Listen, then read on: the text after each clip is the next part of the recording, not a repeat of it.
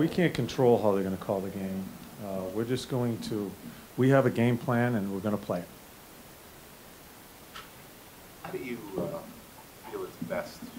I know you're not going to do this, but Kucherov is one player on this team, but he had 128 points this year. We know all of it. How do you check that guy? What do your guys do to limit him? Is it chipping him? Is it lifting his stick? Is it just being near him? What is it you can do? Yeah, well, I'm not going to discuss how we're going to go about our business, Danny. We feel we have gone through the tendencies of that team, and obviously he's an important one, and have come up with the best, I think in our mind, entering game one, the best way to play, not just against him, but against that team. And we'll see if we can come through with it. We've also talked about, I remember just last week in New York, getting in was key. There was a confidence. Have you felt that this team, since it's gotten in and now realizes where it is there a different swagger? Is there a different confidence about your team right now? Yeah, I don't think when we were going through some tough times after the deadline and all, there was no problem as far as how we felt about ourselves. Certainly when you're not winning, I guess you feel it a little bit. You want to make it happen. But as far as the swagger and the confidence of the club, that has not changed. I think we're thrilled to get the opportunity. We played some really good hockey coming down through the end here. Have won games in different ways. Have got some guys going that I think we need to get going. So we're in a good spot here. We just want to get through all this stuff here, and we want to get the puck dropped and play game one. Let's see where we go. And you've referenced it a couple of times, how many things you've gone through over the course of the season. How galvanizing has that process been, and how does it help getting to that? Oh, well, this team is from day one, as far as all the things that has been in our room and just been around us, has handled himself tremendously. And some of and you have to call them, they are distractions. I think the club has really grown in handling situations like that. I think it's been a very honest group. I think we talk very honestly in that locker room to get through some things. We all understand one another now.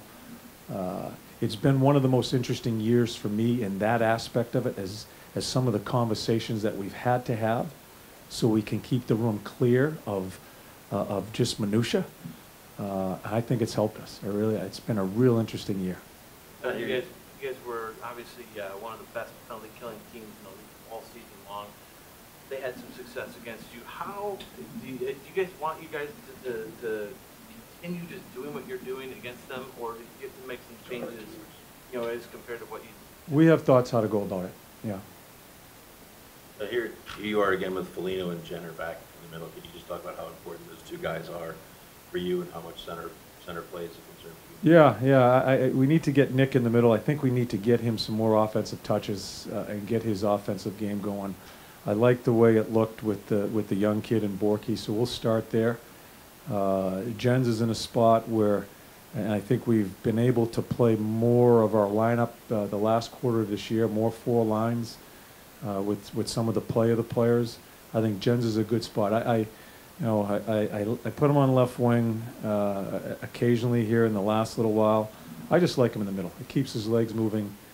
It was always a worry of mine with Jens, if I had him at center, that he would not be allowed to forecheck, because you just have to play more of a 200-foot game as a center. Hasn't affected that part of his game at all, so he'll go back to the middle.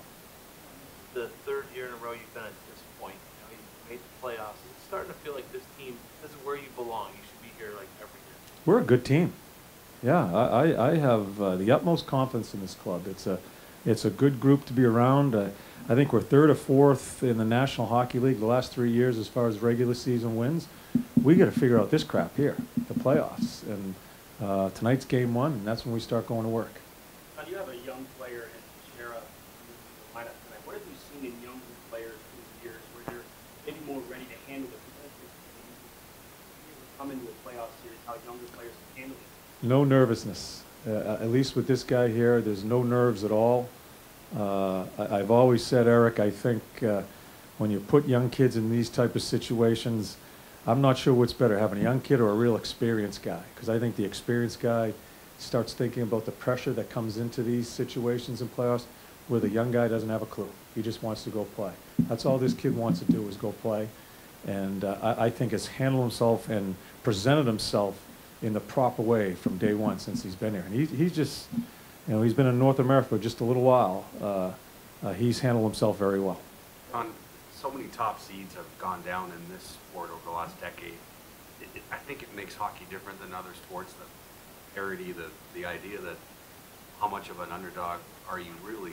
And I'm saying that you're playing a team with 62 wins, but why do you think it's happening so often, especially in the last 10 years, where you see top seeds go down? I just think this game of hockey is such an instinctive game, and it kind of rides on certain situations in each game that can turn that game into a win or a loss.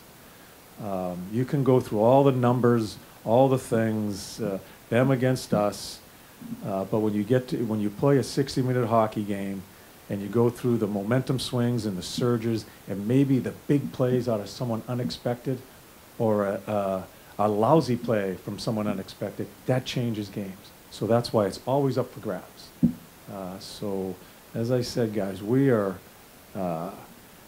just want, they're tired of listening to the coaches, they're tired of watching the video, they're tired of that crap of a regular season and getting in here. They want to play the game and let's see where we stand. Okay, I'm on the bus.